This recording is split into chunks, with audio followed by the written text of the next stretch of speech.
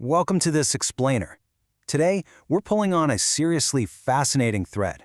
It's one that connects an indie video game, some highly controversial philosophy, Christian theology, and, well, the very survival of Western culture. And that thread is a simple, undeniable reality. Absolutely nothing valuable in human existence runs on autopilot. If you want it to survive, you've got to hit the manual override. Okay, let's kick things off with a quick thought experiment. Imagine, just for a second, what if you had to consciously remember to breathe? What if your heart only beat because you actively decided to make it pump, beat by beat? Imagine a scenario where your basic biological functions required constant, manual effort, and even a single lapse in concentration meant the end. Sounds completely exhausting, right? Well, guess what? That isn't just a thought experiment. It's the literal premise of a brilliantly stressful indie game on Steam called Life is Not Auto. In this game, your survival relies entirely on constant, rhythmic decision-making. You manually control the character's organs to keep them alive. The mechanics are simple, but they are unforgiving. If an organ has no bubbles, you just press to the rhythm. But if it has bubbles, you have to actively think before you press. Just 2 seconds of bad judgment, fatal. It's a game that really forces you to realize how fragile existence is when the autopilot gets switched off. Now here's where it gets really interesting. That exact video game mechanic maps perfectly onto the philosophy of Ayn Rand. Rand argued that while our biology might have some automatic functions, human survival as a rational being definitely does not. As she wrote in her defining works, life is a process of self-sustaining and self-generated action. For Rand, inanimate matter just kind of exists, but a living organism faces a constant ongoing alternative, life or death. And for humans, sustaining life requires the active, manual, conscious use of our minds. We don't automatically know how to grow food or build shelters or organize societies. We actually have to think. And that brings us right to Rand's famously controversial concept of rational selfishness. Now, in popular culture, selfishness is usually a synonym for some evil, murderous brute, right? But Rand strips away that connotation entirely. She defines it completely neutrally, as simply a concern with one's own interests. Because we don't survive automatically, we have to actively discover and pursue the values required for our survival. So Rand argues that choosing to think, to produce, and to sustain your own life is the highest moral virtue. It is essentially the ultimate manual override of nature. Looking through this lens, Rand basically splits ethics right down the middle, based on the ideas in John Galt's speech in Atlas Shrugged. On one side, you have the morality of life, which champions reason, purpose, and self-esteem, all built on independent production. On the flip side is what she calls the morality of death, defined by sacrifice, mysticism, and collectivism. To Rand, asking someone to sacrifice their mind and their values is like asking them to turn off their rational engine, to surrender the very tool that keeps them alive. It's an impartial look at a deeply polarizing idea. Reason requires manual effort, while defaulting to sacrifice is a deadly autopilot. All right, now let's pivot and look at this from a completely different universe. Take the 20th century Christian theologian A.W. Tozer. Tozer preached what he called the crucified life, which focused on a deep, absolute commitment to Christ. And here is the incredible irony. Tozer actually completely agrees with the fundamental mechanic of Ayn Rand's argument. He wrote, "Success in the Christian life is not automatic. The soul must be cultivated like a garden. Cultivation requires sweat, intention, and, you guessed it, manual effort." So we've got this profound tension here. On one side, Ayn Rand is saying you must violently reject all sacrifice to sustain the rational self.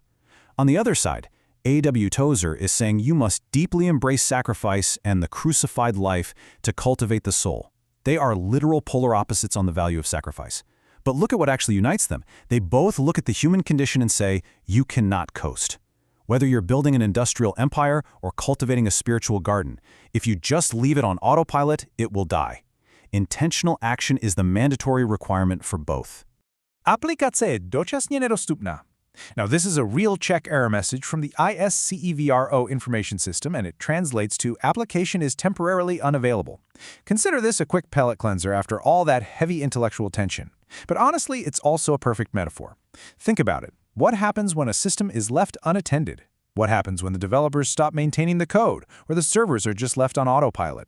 The system crashes. You get an error message. The application of life becomes temporarily unavailable. And that system crash, it isn't just a technical glitch. The philosopher William Earle argues that this exact manual override problem applies to the entire framework of Western culture. In his essay on the death of culture, he warns us, human culture is not a rock formation which requires little or no attention, which simply is. Culture isn't some mountain you can just leave alone to weather the centuries.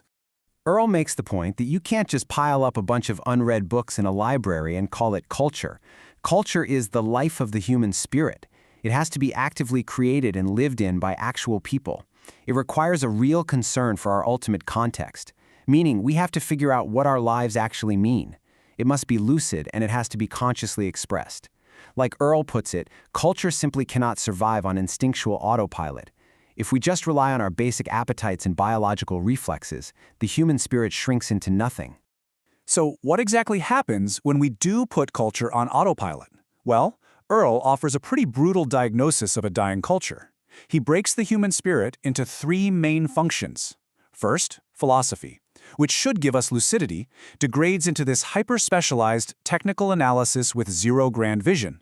Second, religion, which should express our ultimate concern, degrades into blind, anti-philosophical commitment and superstition.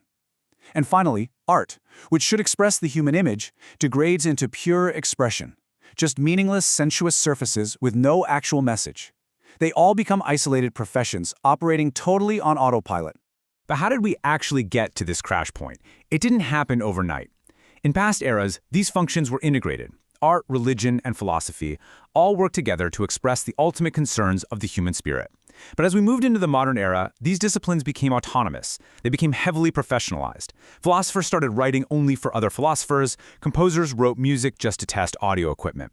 And that leads to Earle's view of our present era, a state of absolute triviality and cultural paralysis. The system has crashed because it lacks ultimate concern. Earle leaves us with this incredibly stark warning. The human spirit cannot take itself for granted. It is alive only when it is creating itself. Without that active, lucid effort, without the manual override, the spirit reverts to what Earle calls the mute, the irrational, and the dark. It's exactly like that video game. Taking your hands off the keyboard means your character's organs fail. Taking our collective hands off the wheel of culture means our civilization fails. Okay, let's bring this whole thing full circle. What you should really take away from this explainer is a unified theory of human effort. From the mechanics of a stressful indie game to our highest societal achievements, the rule is exactly the same. Biology is not auto, you've got to keep the rhythm. Morality is not auto, you have to actively choose to reason and produce. Spirituality is not auto, you must cultivate your soul like a garden. And culture is not auto, we have to consciously express our ultimate concerns. So we're left with this massive challenge. Earle concludes his essay by asking, how do we create a new sense of reality to live in without pretense or suffocation? How do we build a culture that is actually alive? Well, whether you are navigating your own morality, your spiritual life, or the culture at large, you face the exact same mandate as the player staring at the bubbles in that video game. You cannot just press the button out of habit. You have to think before you press. The manual override is entirely up to you.